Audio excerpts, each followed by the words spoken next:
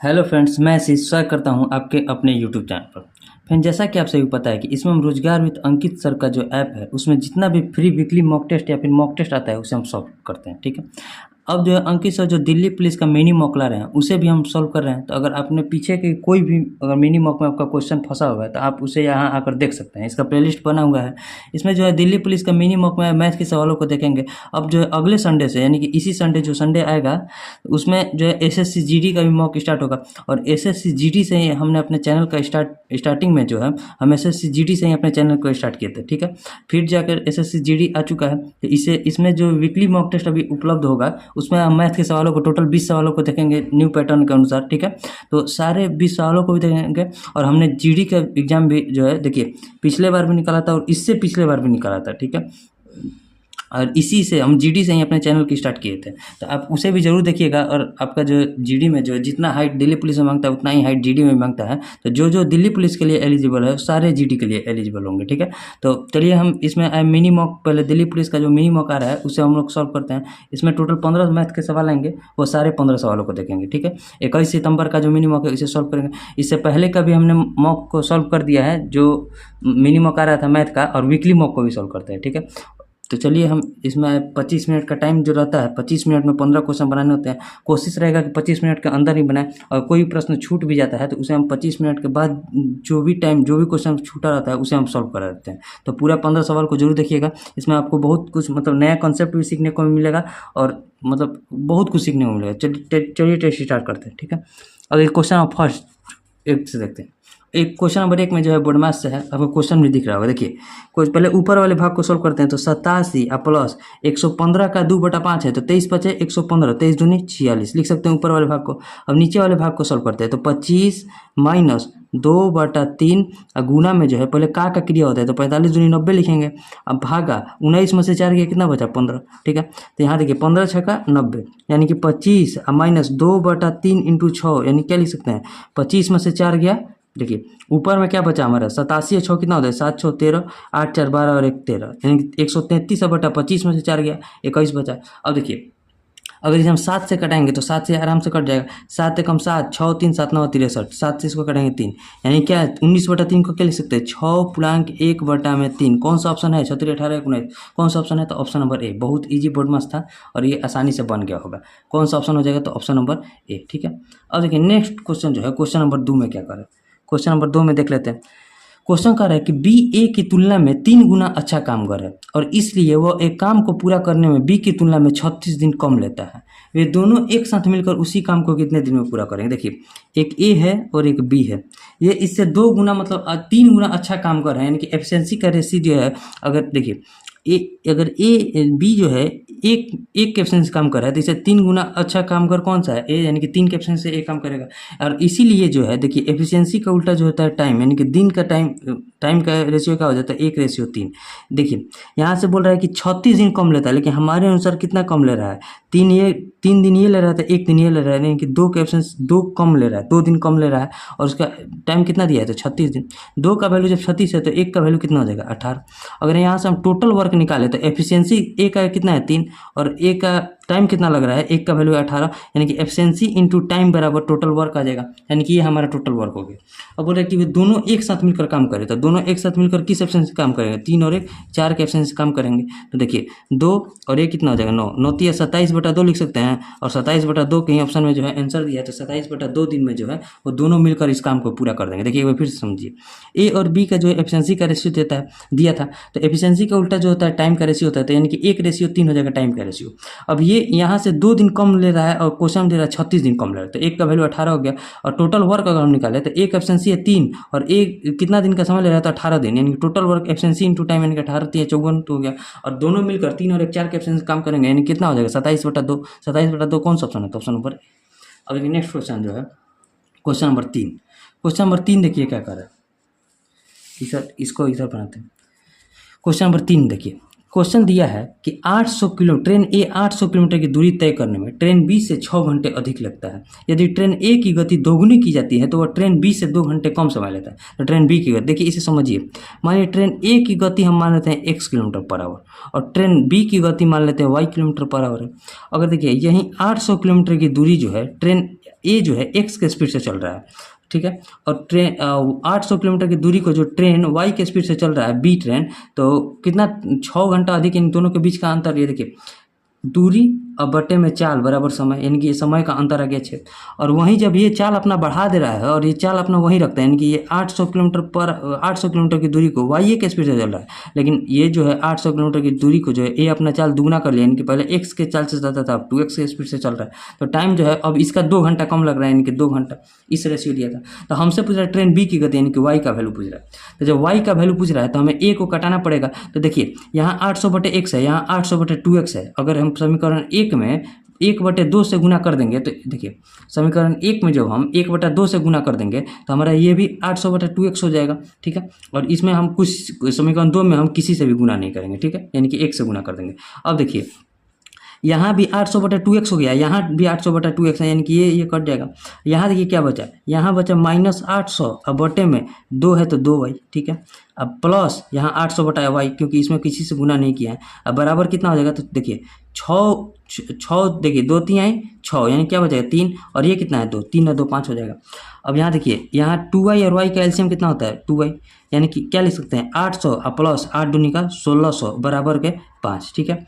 यानी कि अगर y बराबर हम निकालें, y बराबर तो क्या लिखेंगे 1600 में से 800 गया 800, अब बटे में 5 दूनी 10, ठीक है, 5 दूनी 10, यानी कि 0 से 0 कट गया, कितना बचा 80 किलोमीटर/आवर। हमसे ट्रेन बी की गति पूछ रहा है, ट्रेन बी को यहाँ वाई माने थे, यानी कि क्या आ गया वाई बराबर 80 किलोमीटर/आवर जो हो जाएगा उसका स्पीड हो जाएगा 80 किलोमीटर। कौन सा ऑप्शन है, तो ऑप्शन नंबर 1। एक बार फिर से समझिए, देखिए ए के स्पीड को हम मानते हैं एक्स और बी के स्पीड को मानते हैं वाई। अगर वो 800 किलोमीटर की दूरी को एक्स के स्पीड से चलता है और बी जो है 800 किलोमीटर के दूरी को वाई के स्पीड से चलता है, तो दोनों के बीच का अंतर दिया था 6 घंटा। जब ये चाल अपने दोगुना स्पीड कर रहा है एक्स, यानी कि तब उनके बीच में जो है अब ए जो है कम टाइम लेने लग रहा है, ए जो है कम टाइम ले रहा है, यानी कि 800 के स्पीड से अगर वाई किलोमीटर बी जो है वाई के स्पीड से चल रहा है और 800 दूरी को मतलब 800 किलोमीटर को वो 2x के स्पीड से चल रहा है, तो दोनों के बीच का अंतर 2 घंटा है। बस इसे आप समीकरण को सॉल्व कीजिएगा तो यहाँ से वाई का वैल्यू आ जाएगा कितना 80 किलोमीटर/आवर, जो कि ऑप्शन ए में दिया है, ठीक है। उम्मीद है आपको समझ में आया होगा। और देखिए नेक्स्ट क्वेश्चन जो है क्वेश्चन नंबर 4 देखते हैं। देखिए क्वेश्चन नंबर 4 में दिया है कि ए ने 2 वस्तुएं 200 रुपये और 300 रुपये में खरीदी, उन्हें कुल 5% और 10% के लाभ पर बेच दिया, तो उसका कुल लाभ देखिए एक है 200 रुपये में खरीदा और एक जो वस्तु है 300 रुपये में खरीदा। इसे 5% के लाभ पर बेचा है, तो 200 का 5% कितना हो जाएगा 2 5 10, ठीक है। और इसे जो है 10% के लाभ पर बेचा है, तो इसका 10% कितना हो जाएगा 30, यानी कि टोटल वो लाभ कितना कमाया है 40 रुपये का लाभ कमाया है, ठीक है। 30 और 10 40, और टोटल रुपया कितना है तो 300 2 500 पर 40 रुपये का लाभ कमाया, परसेंटेज बताने तो गुना 100, यहाँ 2 जीरो से 2 जीरो गया, 5 से इसको करेंगे 8, यानी कि 8% का जो है टोटल ओवरऑल प्रॉफिट कमाया। 8% कौन से ऑप्शन में, तो ऑप्शन नंबर बी में। उम्मीद है आपको समझ में आया होगा। अब देखिए नेक्स्ट क्वेश्चन देख लेते हैं। नेक्स्ट पेज पर लेते हैं। यहाँ हो गया 4 नंबर। अब क्वेश्चन नंबर 5 में देखिए क्या कर रहा है। क्वेश्चन दिया है कि कोई राशि साधारण ब्याज पर 3 वर्षों में 49,600 और 5 वर्षों में 56,000 रुपये हो जाती है। यदि ब्याज की दर 2% अधिक होती तो राशि कितने वर्ष में दोगुनी हो जाती। देखिए 5 वर्ष में राशि कितनी हो गई है 56,000, ठीक है। हमारा रेट है सिंपल इंटरेस्ट पर क्वेश्चन है, ठीक है। और 3 साल में कितना राशि हो गया है तो 49,600। तो 2 साल में कितना बढ़ा है, तो अगर 2 साल में देखिएगा तो ब्याज बढ़ा है, 0 में से 0 गया 0, यहाँ भी 0 में से 0 गया 0, यहाँ 10 में से 6 गया 4, और यहाँ क्या बचा 15 में से 9 गया 6, यानी कि 6400 रुपये 2 साल में बचा। तो 1 साल में कितना बचा होगा 3200 रुपये, ठीक है। 3200 रुपये का ब्याज बढ़ा होगा। अगर हम 3 साल का ब्याज निकालें तो कितना हो जाएगा 32 दिया 9600 रुपये। अगर देखिए P प्लस 3 साल का जो ब्याज आया होगा वहीं इस मिश्रधन के बराबर हुआ होगा, यानी कि 49,600 के बराबर हो गया, क्योंकि ब्याज देखिए मूलधन प्लस ब्याज बराबर मिश्रधन होता है। तो यहाँ से मिश्रधन का वैल्यू दिया था 49,600, अब P में 3 साल का ब्याज लगा, 3 साल बाद 49,600 हो रहा है। तो यहाँ से अगर P का वैल्यू निकालेंगे तो 49,600 में से अगर इस 3 साल के ब्याज को हम घटा देंगे तो हमारा मूलधन आ जाएगा। 3 साल का ब्याज कितना है 9600, घटाइए तो कितना 0 0 0 9 से 9 गया 0 40, यानी कि 40,000 रुपया जो हो जाएगा हमारा मूलधन हो जाएगा। तो पहले अब हम रेट निकाल लेंगे। अगर हम रेट निकालें तो देखिए 1 साल का ब्याज कितना है 3200 रुपया, 3200 रुपये 1 साल का ब्याज आया। और कितना पर, मूलधन पर ब्याज आता है यानी कि 40,000 पर, और गुना 100, परसेंटेज बताने के लिए, रेट बताने के लिए। यहाँ देखिए 2 जीरो से 2 जीरो गया, यहाँ भी 2 जीरो से 2 जीरो गया, यानी कि 4 8 है 32, रेट आ गया हमारा 8%। अब बोल रहा है कि रेट को हम जो है 2% बढ़ा दिए तो राशि कितने वर्ष में दोगुनी हो जाएगी। अब हमें इस अमाउंट से कोई मतलब नहीं है, यानी कि पी और ए दिया है। 1 रुपया जो है 2 रुपया कितने वर्ष में हो जाएगी, ठीक है, यानी कि 1 रुपया 2 रुपया कितने वर्ष में हो जाएगी, तो हमें टाइम बताना है। तो देखिए, तो कितना रुपए का ब्याज बढ़ रहा है, 1 रुपये का ब्याज बढ़ रहा है, किस पर बढ़ रहा है, तो गुना 100, किस पर, मूलधन पर बढ़ रहा है, ठीक है, मूलधन पर। और टाइम देखिए, अब रेट पहले 8% था, अब इसमें 2% का रेट बढ़ा दिया, यानी कि 10% का रेट कर दिए, तो टाइम कितना हो जाएगा, 10 ईयर्स, 10 साल में जो है 1 रुपया जो है अपनी राशि दोगुनी कर लेगा 10 साल में, अगर रेट को हम 8% से 10% कर देते, ठीक है। उम्मीद है आपको समझ में आया होगा, बहुत आसान प्रश्न है, केवल कंसेप्ट पढ़े, ठीक है। अब देखिए नेक्स्ट क्वेश्चन जो है, क्वेश्चन नंबर 5 के बाद क्वेश्चन नंबर 6 देखते हैं। क्वेश्चन नंबर 6, क्वेश्चन नंबर 6 में क्या कर रहा है कि ABCD के बीच 6342 रुपये की राशि को 3:4:8:6 के अनुपात में बांटा जाता है। ABC और D कितना है, 3:4:8:6, ठीक है। तो हमसे पूछ रहा है कि B और D के हिस्सों के बीच अंतर क्या है। देखिए B कितना है 4 और A कितना है, B कितना है 4 और A कितना है 6, यानी कि दोनों के बीच का अंतर है 2। टोटल का वैल्यू कितना है, 8 6 14, 4 18 और 3 18 और 3 21, और इसी 21 का वैल्यू दिया है कितना, 6342। तो हमसे 2 का वैल्यू पूछा है। देखिए 21 से कटाइए, 21 तिया 63, 0 21 दूनी 42, 300 दूनी 600, 4 जो हो जाएगा A और D के बीच का अंतर हो जाएगा। A और D के बीच का अंतर कितना है, 604, यानी कि ऑप्शन बी। उम्मीद है आपको समझ में आएगा, बहुत ईजी प्रश्न है। अब देखिए नेक्स्ट क्वेश्चन जो है, क्वेश्चन नंबर 7। क्वेश्चन नंबर 7 में क्या कर रहा है कि 16 पारियों में एक बल्लेबाज का औसत 36 है, ठीक है। अगली पारी में वो 70 रन बनाता है, तो उसका नया औसत क्या है। देखिए 16 पारी में उसका औसत कितना दिया है, 36 रन, और अगला जो 17वीं पारी है उसमें उसने 70 रन बना दिए, ठीक है। 17वीं पारी में उसने 70 रन बना दिए। देखिए अगर वो 36 रन बनाता तो उसके औसत पर कोई प्रभाव नहीं पड़ता, लेकिन उसने कितना एक्स्ट्रा बना दिया है, तो देखिए 10 में से 6 गया 4, ठीक है, और यहाँ देखिए 6 में से 3 गया 3, यानी कि 34 रन जो है उसने एक्स्ट्रा बना दिया। अब इस 34 रन का जो प्रभाव है वो टोटल अब तक मैच कितना खेल लिया, तो 16 पहले खेला था, एक अभी खेल लिया, यानी कि 17 मैच खेल लिया, तो 17 में 2-2 रन की वृद्धि हो जाएगी। यानी कि पहले अगर 36 का औसत था तो उसका नया औसत कितना हो जाएगा, तो 36 में 2 की वृद्धि हो जाएगी, यानी कि 38 का, यानी कि टोटल के रन में जो है 2-2 रन की वृद्धि हो जाएगी, तो औसत में उसका 2 की वृद्धि हो जाएगी, यानी कि अब जो है नया औसत उसका 38 का हो जाएगा। 38 यानी कि ऑप्शन बी। बढ़िया प्रश्न था। और देखिए नेक्स्ट क्वेश्चन जो है, क्वेश्चन नंबर 8। क्वेश्चन नंबर 8 समझिए, क्वेश्चन नंबर 8। क्वेश्चन नंबर 8 में क्या कर रहा है कि यदि 100 और 1000 के बीच किसी पूर्णांक के अंकों के जोड़ को उसी पूर्णांक से घटाया जाए तो परिणामी संख्या हमेशा निम्नलिखित में किससे विभाज्य होगी। देखिए समझिए, मान लीजिए 100 है और 1000 है, कोई भी पूर्णांक ले लीजिए। पूर्णांक क्या होता है, तो पूर्णांक कोई भी संख्या हो जाए, गिनती की संख्या सही, मतलब पूर्ण संख्या में जब हम जीरो और ऋणात्मक संख्या को शामिल करते हैं तो हमें पूरा पूर्णांक संख्या हो जाता है। तो यहाँ हमारा 100 और 1000 के बीच बोल रहा है, तो 100 और 1000 के बीच कितना हम लेते हैं, मान लीजिए 111 ले लीजिए, ठीक है। अगर 111 में हम 1 2 3, यानी कि इसके क्या करें, अंकों के जोड़, यानी कि 3 अंकों का जोड़ कितना हो गया 3, और इसी 3 को हम पूरे संख्या में से घटाए तो कितना हो जाएगा 108। 108 जो है किससे विभाजित है, तो ऑप्शन में देखिए तो 2 से विभाजित है, और 5 से तो विभाजित नहीं है, 6 से, 8 और 1 9, ठीक है, 6 से भी कट जाएगा और 9 से भी कट जाएगा। तो इससे तो क्लियर नहीं हो गया, इससे क्लियर नहीं हुआ। अब और कोई संख्या लेते हैं, कोई और संख्या लेते हैं। यहाँ भी देखिए ये इससे क्लियर नहीं हुआ, कोई और संख्या लेकर देखते हैं। मान लीजिए हम लेते हैं 998, 998 लेकर देखिए, तो इसमें से क्या घटाएंगे, तो 9 8 17 और 9, 9 8 17, 17 और 9 26 को घटाइए। 8 में से 6 गया 2, ठीक है, 9 में से 2 गया 7, 9 में से 2 गया 7, यहाँ देखिए 9 में से 2 गया 7, यहाँ क्या बचा 9।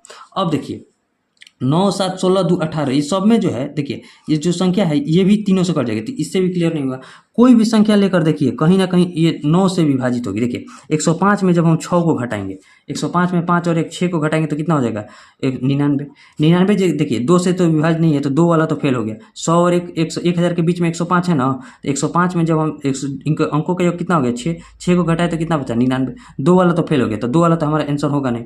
अब देखिए ये 5 से भी तो नहीं कटेगा और 6 से भी नहीं कटेगा, क्योंकि 6 से भी नहीं कटेगा, लेकिन 9 से हमेशा कट जाएगा। अब कोई भी संख्या को जब 100, अब कोई भी संख्या ले लीजिए, 545 से ले लीजिए, 545 दोनों के बीच में 5 4 9 और 9 5 14, 14 को जब हम घटाएंगे तो 5 में से 4 गया 1, 4 में से 1 गया 3, 4 में से 1 गया 3, और यहाँ क्या बचा 4, ठीक है। देखिए 5 में से 4 गया 1, 4 में से 1 गया 3, और यहाँ क्या बचा 5, ठीक है। 531 बचा। देखिए 545 में जब 14 को घटाएंगे तो 531 बचेगा। 531 को भी चेक कर लीजिए, 2 से तो कटेगा नहीं, 6 से भी नहीं कटेगा, 5 से भी नहीं कटेगा, लेकिन 5 3 8 और 1 9 से कट जाएगा, क्योंकि अंकों का योग जब 9 से कट रहा है तो संख्या भी 9 से कट जाएगी, तो हमारा 9 से ये हमेशा कटेगा। ठीक है, उम्मीद है आपको समझ में आया होगा। आप इसमें उदाहरण रख सकते हैं, उदाहरण कोई भी आप ले लीजिए, 3-4 उदाहरण रखिएगा, आपका जो सेटिस्फाई मतलब ऑप्शन के अकॉर्डिंग जो आंसर रहेगा वो अपने आप आ जाएगा। यानी कि यहाँ आंसर हमारा क्या आ जाएगा 9। उम्मीद है आप बातों को समझ रहे होंगे, और समझ में नहीं आएगा तो इसे फिर से कमेंट कीजिएगा, फिर से समझाने का प्रयास करेंगे। ठीक है, अब देखिए क्वेश्चन नंबर 9। क्वेश्चन नंबर 9 हम नेक्स्ट पेज पर देख लेते हैं, एक मिनट। क्वेश्चन नंबर 9 जो है हमारा एलिगेशन से क्वेश्चन है।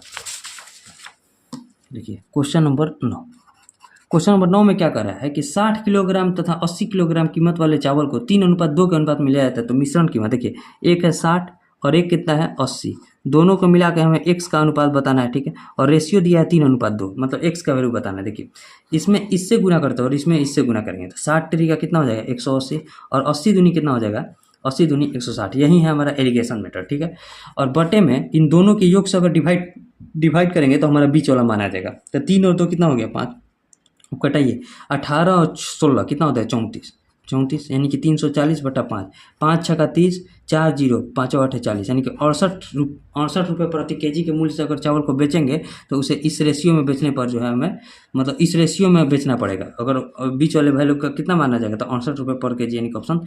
उम्मीद है देखिए यहाँ क्या है 60 रुपये प्रति केजी को मिला रहे हैं 80 रुपये प्रति केजी के साथ, और किस अनुपात में मिला रहे हैं 3:2 के, तो उसे कितना में बेचना पड़ेगा, तो बेचना बोल रहे हैं कितना रुपये प्रति केजी हो जाएगा उसका मूल्य जो हो जाएगा एवरेज, तो 68 रुपये प्रति केजी। ठीक है, उम्मीद कर रहे हैं बात को समझे होंगे। ठीक है, अब देखिए नेक्स्ट क्वेश्चन जो है क्वेश्चन नंबर 9 के बाद क्वेश्चन नंबर 10।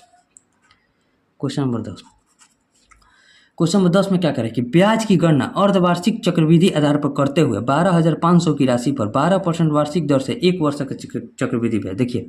देखिए हमसे पूछे, देखिए जो हमारा 12% का रेट दिया है वो 12 मंथ के लिए दिया है, तो हमारा 6 मंथ का रेट कितना हो जाएगा 6%, यानी कि अर्धवार्षिक रूप से लगाना है, और 1 साल में 2 बार रेट लगेगा 6 मंथ पर, यानी कि कितना है मूलधन हमारा 12,500, इस पर 2 बार रेट लगेगा 6% पर। अगर 1 बार रेट लगता है 1 साल के लिए, चक्रवृद्धि ब्याज हो साधारण ब्याज हो दोनों सेम होता है। तो ठीक है, यहाँ अर्धवार्षिक रूप से बोल रहा है तो 6% का 2 बार रेट लगेगा।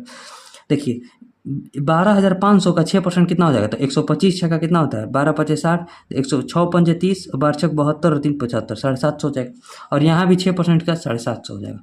अब इसका जब हम 6% निकालेंगे तो कितना हो जाएगा, तो इसका 6% निकालिए, 750 का 6%, क्योंकि ब्याज पे ब्याज लगेगा, तो 6 5 30, ठीक है, 6 7 42 और 3 45, पॉइंट बढ़ जाएगा, यानी कि 45 रुपया हो जाएगा। अब देखिए हमसे ब्याज ही पूछ रहे थे, ये टोटल जो हो जाएगा हमारा ब्याज हो जाएगा, जोड़िए 750 कितना होता है 1500 में इस 45 को जोड़ेंगे तो कितना हो जाएगा 1545 रुपये का जो हो जाएगा ब्याज हो जाएगा 1545, यानी कौन सा ऑप्शन, ऑप्शन नंबर सी। उम्मीद है आप समझे होंगे। अब देखिए नेक्स्ट क्वेश्चन जो है क्वेश्चन नंबर 11, क्वेश्चन नंबर 11 देखते हैं। क्वेश्चन नंबर 11 में क्या कर रहा है, यदि प्रत्येक 500 रुपये कीमत वाली 3 शर्टों की खरीद पर 1 शर्ट मुफ्त पाने की पेशकश की जाती है तो प्रत्येक शर्ट पर प्रभावी छूट क्या होगी। देखिए इसमें 500 रुपये से कोई मतलब नहीं है। मान लीजिए 3 शर्ट का कीमत कितना हम मान लेते हैं, 3 शर्ट का कीमत मान लेते हैं 3 रुपये, ठीक है, 3 शर्ट का जो कीमत है 3 रुपये है, तो 1 शर्ट का कीमत कितना हो जाएगा 1 रुपया। देखिए वो 3 शर्ट की खरीद पर 1 शर्ट मुफ्त पा रहा है, यानी कि अगर वो देखिए अगर 3 शर्ट वो खरीद रहा है तो 4 शर्ट पा रहा है, ठीक है, यानी कि रुपया कितना दे रहा है 4 रुपया की चीज़ को वो 3 रुपया में ले जा रहा है, 4 रुपया की चीज़ को 3 रुपया में ले जा रहा है, ठीक है। देखिए 3 शर्ट का कीमत कितना हो गया 3 रुपया, और 3 रुपया में जो सामान ले जा रहा है वो 4 रुपया के सामान को ले जा रहा है, यानी कि ये कह सकते हैं कि जो 4 रुपया में सामान मिलना चाहिए वो बस 3 रुपया में ही ले जाकर चला जा रहा है, यानी कि वो कितना का छूट पा रहा है 1 रुपये का छूट पा रहा है। किस पर छूट पाएगा, हमेशा 4 पर, मतलब क्रयमूल्य पर छूट पाएगा, और गुना 100, ठीक है, कट जाएगा तो कितना हो जाएगा 25%। हमें रेट बताना था तो 25% का जो है प्रभावी छूट पाएगा। 25% का कौन सा ऑप्शन है, तो ऑप्शन नंबर डी। देखिए फिर समझिए, मानिए 3 शर्ट का कीमत कितना था 3 रुपये, 1 शर्ट का कीमत कितना हो जाएगा 1 रुपया, ठीक है 1 रुपया। अब देखिए 3 शर्ट जब वो खरीद रहा है तो घर पर कितना शर्ट लेकर जा रहा है, 1 शर्ट मुफ्त पा रहा है, यानी कि 4 शर्ट लेकर जा रहा है, यानी कि 4 शर्ट का अगर कीमत देखा जाए तो 4 रुपया हो जाएगा, और 4 शर्ट का जो कीमत 4 रुपया हो जाएगा वो उसे 3 रुपया देकर ही लेकर आ गया, यानी कि 1 रुपये का वो छूट पाया, किस पर छूट पाया 4 पर, और गुना 100% में हो जाएगा कितना 25% का जो है छूट पाया, ठीक। और देखिए नेक्स्ट क्वेश्चन जो है क्वेश्चन नंबर 12, क्वेश्चन नंबर 12 में क्या करेंगे 6 अंकों की सबसे बड़ी पूर्ण वर्ग संख्या क्या होगी, यानी पूर्ण वर्ग संख्या बताना है, तो 6 अंकों की सबसे बड़ी संख्या क्या होती है, तो 6 9 1 2 3 4 5 6। अब इसका वर्गमूल निकालिए, ठीक है, और जो शेष बचेगा उसे हटा देंगे। 2 का पेयर बनाना होता है। 9 से 9 में करेंगे तो 9 81, ठीक है, 81। 9 में से 1 गया 8, 9 में से 8 गया 1, और यहाँ 2 9 उतर जाएगा। फिर इसमें भी 9 से गुना कीजिए। 9 से गुना करेंगे तो कितना हो जाएगा? 9 81 की 1, 9 8 72, 72 और 8 80, ठीक है, 72 और 8 80।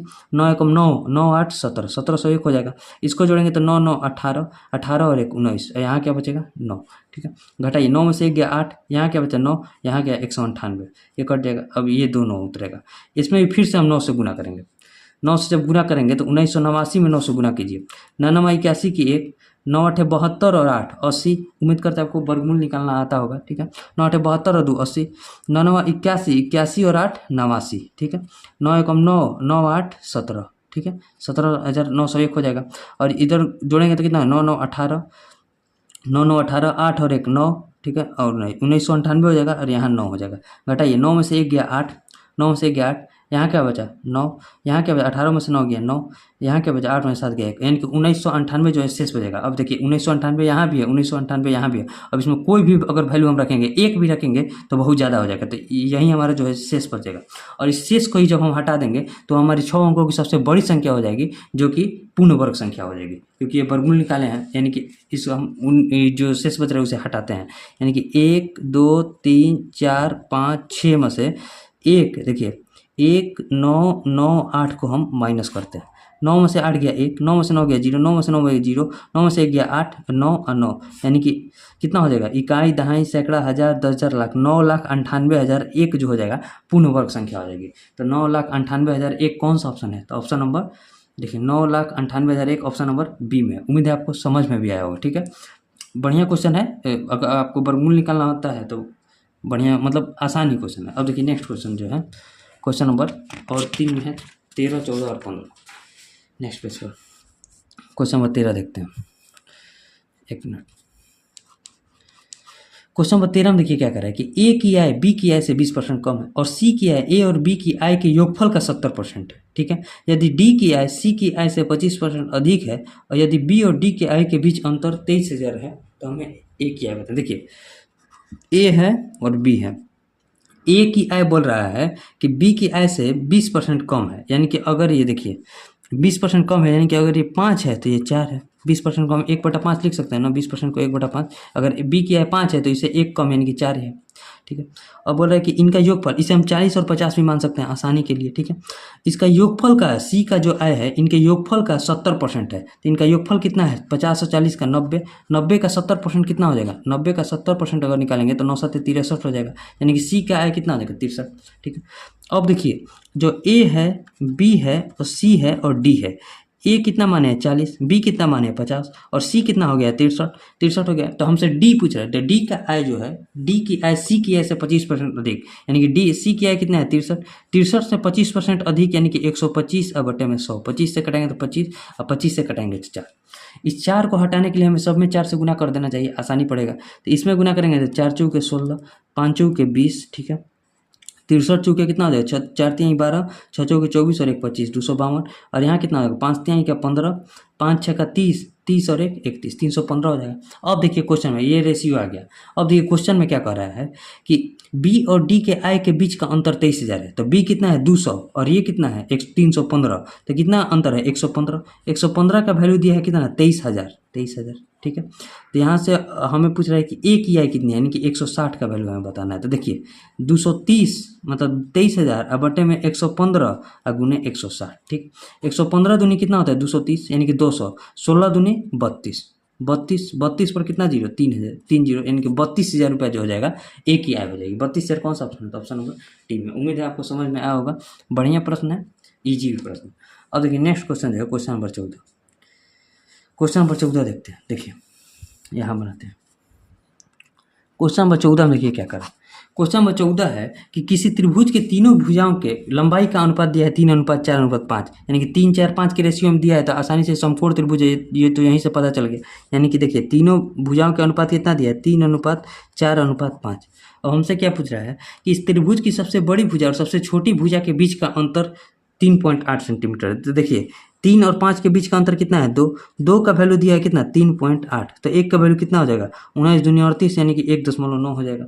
तब हमसे क्या पूछा त्रिभुज का क्षेत्रफल कितना हो जाएगा, तो देखिए ये समकोण त्रिभुज है तो इसमें सीधे 1/2 इंटू बेस है इंटू हाइट हो जाएगा। किसी एक को बेस, सबसे बड़ा वाला तो कर्ण होता है तो इसको हटा देंगे, किसी एक को बेस किसी एक को हाइट मान लेंगे, यानी कि हम क्या लिख सकते हैं तो 1/2 इंटू, देखिए जब 3x का वैल्यू निकालेंगे तो 3 इंटू 1.9 लिखेंगे ना, और गुना एच मान लीजिए, इसको हम हाइट को मान लेते हैं 4, तो 4 इंटू 1.9 लिखेंगे, 2 से इसको कटाएंगे 2, यानी कि 3 दूनी 6, और 19 का स्क्वायर कितना होता है 361 यानी कि 3.6।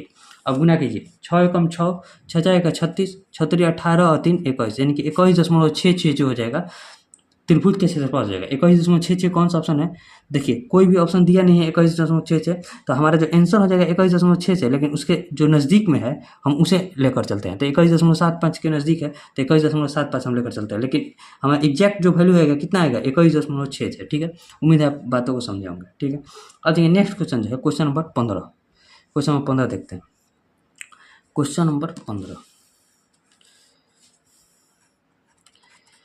क्वेश्चन नंबर 15 में क्या कर रहा है कि यह एक व्यक्ति अपनी कुल यात्रा का 3/7 भाग ट्रेन से, 5/14 भाग बस से और शेष 3 किलोमीटर पैदल तय करता है, तो उसके द्वारा तय की गई कुल दूरी, तो देखिए पहले इसमें हम क्या बताएं 3/7 भाग जो क्या कर रहा है कुल यात्रा का 3/7 भाग ट्रेन से और 5/14 भाग बस से, तो हम इन दोनों के गुणज को ये मान लेते हैं टोटल किलोमीटर, यानी कि 14 7 मान लीजिए 98 किलोमीटर वो माना कि 98 किलोमीटर वो चल रहा है। ठीक है, 98 किलोमीटर में 3/7 भाग, यानी कि 3/7 भाग अगर 98 का हम देखिए समझिए, अगर 98 का हम 3/7 भाग निकाले तो कितना हो जाएगा 14 7 98, 14 3 42 किलोमीटर, और इसका 5/14 भाग निकाले तो 14 7 98, 7 5 35 किलोमीटर। अब शेष हमारे पास बचा कितना, तो देखिए 5 और 2 इन दोनों का योग कितना होगा 5 2 7, 4 और 3 7, 98 किलोमीटर में से 77 किलोमीटर चला गया तो कितना शेष बचा, तो 8 में से 7 गया 1, 8 में से 7 गया 1, और यहाँ 9 में से 7 गया 2, 21, यानी कि 21 जो शेष बचा हमारे अनुसार क्वेश्चन में दिया 3 किलोमीटर शेष बचा है,